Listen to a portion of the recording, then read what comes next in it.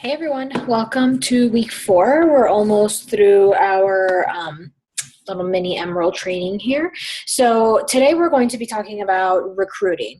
I'm going to go through this a little quickly because I want to keep it short and sweet, but please feel free to comment below or send me a message or whatever if you have any questions on this. So I'm going to go ahead and share my screen with you. Okay, so I'm going to kind of go through this PowerPoint with you. So recruiting, the who, where, and how of it all. So I'm going to preface all of this by saying I am by no means any sort of expert on this. I've had some pretty good luck with some people, and then, other people, it's just kind of, it is what it is. So the big thing to remember here is that you cannot be afraid to invite people to this opportunity. Okay. I know that at first I was kind of like, well, how do I present this to people? Like, I haven't made thousands of dollars in a week, but quite frankly, for me, having an extra $100 a week is my son's tuition for his private school or for his preschool. So those are the things that make a difference, and knowing how to share that with people is important. Okay, so let's talk about where you can recruit. You can recruit in your challenge groups on Facebook by boosting ads, Instagram, Pinterest, and blogs. So in your challenge groups, what you're going to want to do is look for people that are motivating others. Look for people that are constantly posting. Look for people that are super positive. Look for people that are real, saying, guys, you know what? I fess up. I had 5 donuts this morning, but here's what I'm going to do to change it. Those people are going to be the ones that could make really good coaches. Okay. So what you should do is not just kind of like wait until the end of your challenge group or 3 challenge groups down the road or something like that, and then just kind of spring it on them. As you start to see them make these positive comments and encouraging others and are consistent in posting and that kind of thing is, kind of drop seeds along the way of like, wow, look at you acting like a coach, or look at you, I don't even need to coach this group, or things like that, that kind of start to drop that seed that maybe they would be a really good coach. And also because in your challenge groups, these people have tried the products, they've tried Shakeology, they've tried the workouts, and they're seeing results. So they're much more likely to be interested in coaching than someone who has never done anything.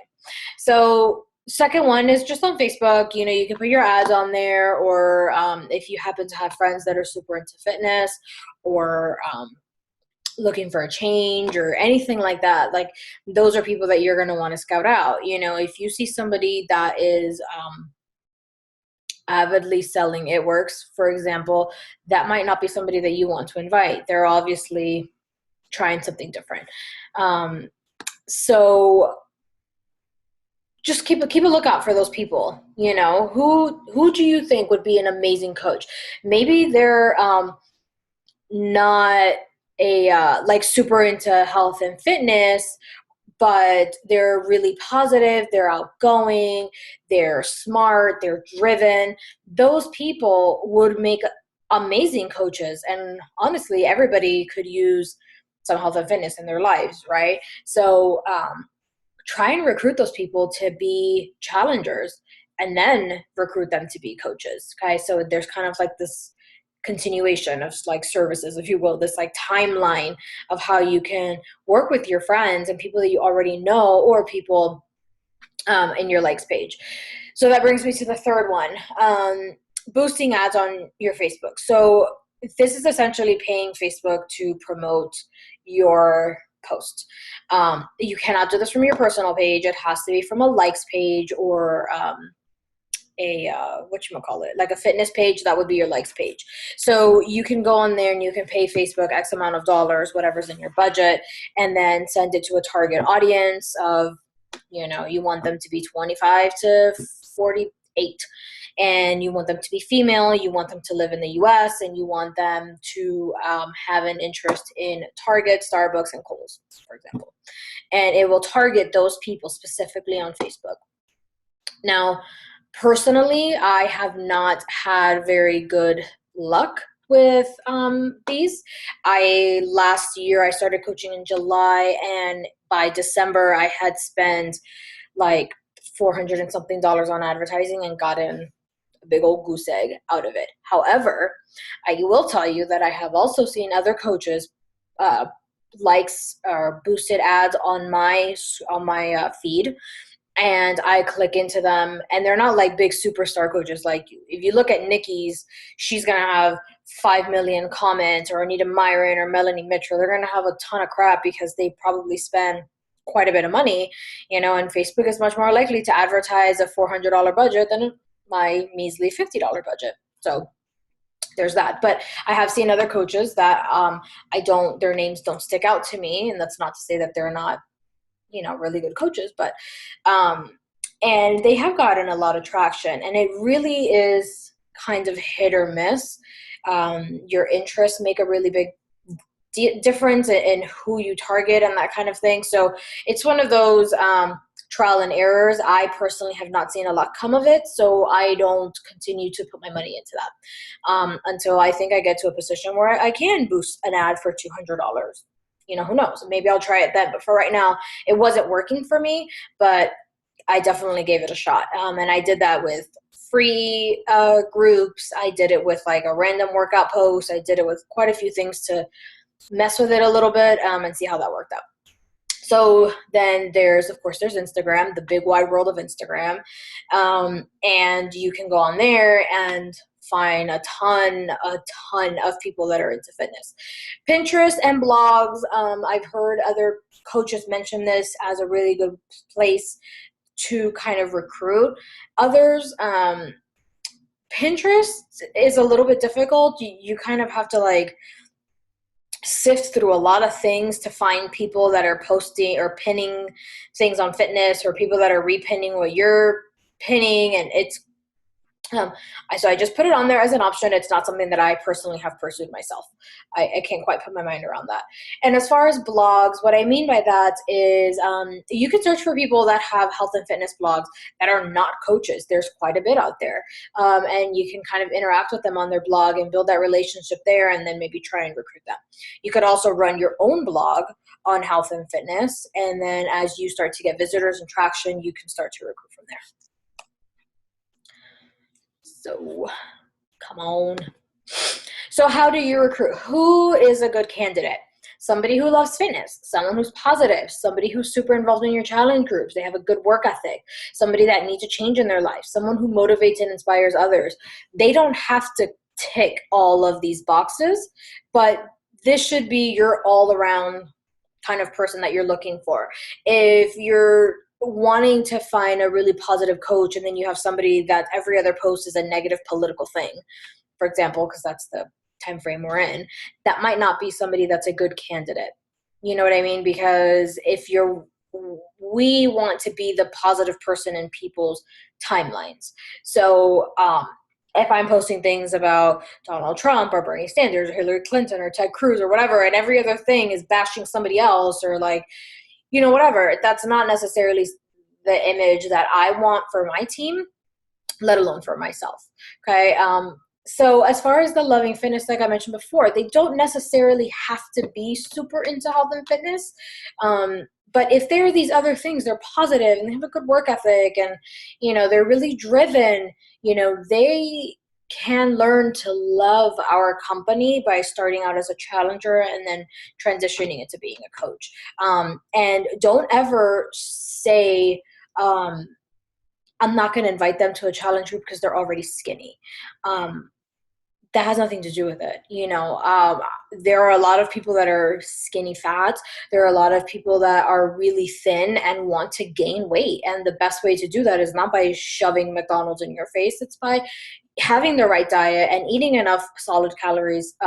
So don't pre-select your people or pre-approve your people. Just put it out there. You never know who's going to be into it. So your wording. I'm just going to be really frank with you. For me personally, doing a hey girl message like, hey girl, I love your new hair color. It doesn't work for me. It just doesn't. That I have not had any success with it. And then you kind of like struggle and they're like, oh, hey, thanks. That's it. And so you kind of have to hope that they bring up the business. Otherwise, it seems like I was just contacting them to for my end gain, not really to tell them that I really like their hair color. But that's a personal decision. There are a lot of people that have super successful businesses by hey girling people first. It's totally fine. You have to find what works for you. Now, a follower on Instagram or Facebook, let them know that they'd be a great coach, drop hints on their post. Like you would right here, I'll tell you in a minute, actively like and comment on their stuff. This is super important. If you are not constantly coming up in their feed that you like something or that you commented on this, that's not to say you have to comment on every single thing that they post, but they need to be aware of you and aware of your existence and aware of what you're doing in order for it to not seem stupid, essentially, that you're messaging them. If it's a challenger, drop hints along their way in their posts. In the challenge group, way to be a coach already. Look at you motivating these ladies. Those kinds of things, whether you think they are or are not, it's starting to drop those little seeds in there. Okay, this kind of helps them to feel like a coach without being one, and then gives them the confidence that they could do this. You can do this. You can transition from challenger or follower to coach without a problem. Okay, anyone can really do this.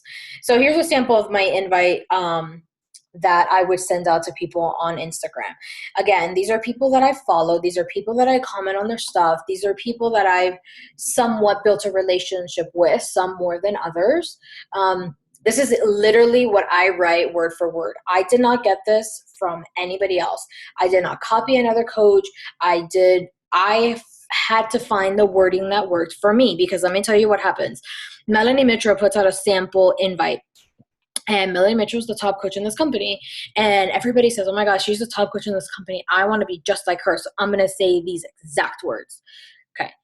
You're not the only one doing that. There are thousands of other coaches doing the same exact thing. And if you find somebody on Instagram that's really into health and fitness, there's a really good chance that somebody has already messaged them. And how stupid would you look and how crappy would our company look if you have said the same exact thing that somebody else said to them 2 weeks ago? Okay, it seems really inauthentic. It seems really, really scripted. So you have to find what works for you. Okay, so mine says, hey girl, I love your profile and your dedication to your own health and fitness. This may seem super random, but have you ever thought of pairing that dedication and love for health and fitness with becoming a coach and helping others? I know you're a natural born leader and would be an amazing coach. I would love to talk about this opportunity with you and share how amazing it is. Can't wait to chat. Insert a few emojis here and there. My coaching invites off the bat did not sound anything like that. My coaching invites off the bat were not terrible, but they were just somebody else's words, and it didn't. It just wasn't me. That's not my style. So I kind of took random bits and pieces and found what worked, and made a point to be aware of how many people were responding or not responding to certain things when I said it in a certain way. Because a word or two can literally just completely turn somebody off to this opportunity. Okay, so be mindful of that. So what can you expect? The best one, someone who's super excited and want a ton of info. Yay. People who ignore you after they've read your message. People who never see the message. People who think it's a pyramid scheme and a bunch of BS. People who are just straight up like, nope, I'm good, thanks. So next week's video, just as a heads up, is going to be on combating those objections and what you can do when somebody says, I think Beachbody is a bunch of crap and it's a pyramid scheme and I'm not interested. Okay. Or somebody that says, I've never done these workouts before, so yeah, no, I'm good. I'm good at the gym. I don't need to worry about this, whatever. So that's coming up, but these are the things that you can expect. If they never see your message, whether on Facebook or Instagram or whatever, go to a more recent post. Write a comment about their post. Oh my God, you look amazing. That's such an awesome Transformation Tuesday. Hey, by the way, I sent you a message the other day. I had a question for you. And just leave it at that. Sometimes they still won't see it. Sometimes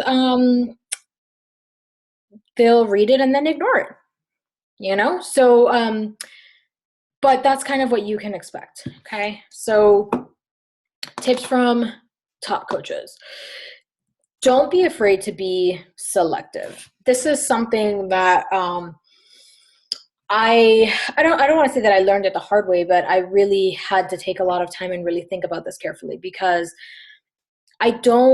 none of us want to force anybody into this, because if you're like not letting up on these people and they're like, yeah, they're kind of like going back and forth and blah, blah, blah, and you have to convince them so hard to do this, it's going to come back and bite you in the butt in a few ways. Number one, they might return a challenge pack that they bought. Number two, they might go inactive the next month. Number three, if they were that coach that you needed for rank advancement and they go inactive, now you've dropped rank. If they're just not into the company and they start posting negative crap about us, that reflects on you. So be selective. Interview them. I heard this in a training not too long ago, and I've never done it myself, but I'm really excited to get going with this, is interview people before they sign up. Are they who you're looking for? This is a business. You are the CEO. If you were the CEO of whatever company, and somebody came in for a job interview and they're like, hey, I might be interested, can you give me some info? Hey, you're hired. You're not going to do that. You're going to interview them, see if they're right for the job, see if they're what you're looking for. And then, by the way, see if I'm the type of coach that they would need. So if I tell them that I am a certain type of way, I'm very detail oriented, I'm very driven, I want people to do the same thing, I don't mess around, like that kind of thing, and that doesn't fit with who they are or what they need, you might not be the best coach for them. Because if you are not the best coach for them, then all of the things I already mentioned are going to happen. They'll go inactive, they'll do all of that stuff. So just be aware of that, okay? Don't be afraid to be selective, okay? Number two, find out beforehand what kind of coach they'll be. Are they going to be a discount coach, a hobby coach, or an all-in? This is important for a few reasons. Number one, if they're a discount coach, you're not going to want to add them to team pages. You're not going to want to invite them to trainings, blah, blah, blah, that kind of thing. You can, every couple months or whatever, kind of check in with them and say, hey, I've noticed you're in the challenge groups, you're doing a great job, blah, blah, blah. Do you think that you might want to transition to being a working coach? They might say yes, they might say no. So the option is always there, but find out initially what type of coach they want to be. Are they going to be a hobby coach where they might just dabble in this and that? And they might run a challenge group, they might not run a challenge group. Or are they going to be all in? Like, I want every training. I want to make this work. I need to make this work. I want to make money. I want to help people. I want to do all of that. So give me everything that you can to help me do that. This helps you to not overwhelm them with information. If they don't want every single training, then why would you give it to them? This is a personal goal of mine that I'm working on right now, is working with my coaches to kind of see where they are and what it is that they need from me. Number three, invite as many people to this opportunity as possible. This is a numbers game. Plain and simple. It's a numbers game. I will probably say that I invite between 5 and 8 people a day to this opportunity, most of them on Instagram. My warm market on Facebook is pretty cold, and it kind of ran out really pretty quickly. So I dove headfirst into Instagram, and one of my top coaches, Erin, I met her on Instagram and I presented the opportunity to her, and man, she freaking flew with it. And I feel so lucky, honestly, that number one, that I had the balls to invite her, because her page was top notch. And number two, that she accepted and she trusted me and she tried it. And my God, she's done so well with it. So, invite. It's the reason there's a vital behavior. Invite as many people as possible. And if they say, no, not right now, put them into a follow-up thing the next month or in 2 months. Don't just say, yeah, screw it, and just leave it alone. If they're like, no, I've done it before, I've done blah, blah, blah, blah, blah, blah, then you got to know when to let it go too. Okay. And this is the most important thing. This is something that I would probably say after like 2 months of coaching, I realized this. You cannot put all your effort into recruiting coaches only before a sneak peek. Sorry, Why? Because a sneak peek might happen twice a month, maybe once a month. And so then if the whole week before that sneak peek, you are like busting your ass and you're inviting, say, 10 people a day for 7 days, that's 70 people. When you could have been doing that, you could have been doing 5 people a day the entire month. Okay, so 5 times 7, that's 35. So it's 140 people. So you went from 70, you basically doubled your amount of invite over the month, which gives you a greater chance of recruiting coaches, which gives you a greater chance of growing your team and getting working coaches and really making something of this. You cannot just wait until then. So what you need to do, this is what I did. I had a couple people into a sneak peek. What I did as it was going along is I copied and pasted every word that my coach posted and all of her videos that she did, which is almost identical to what Nikki does for Beatnik, okay? And I put it into an email.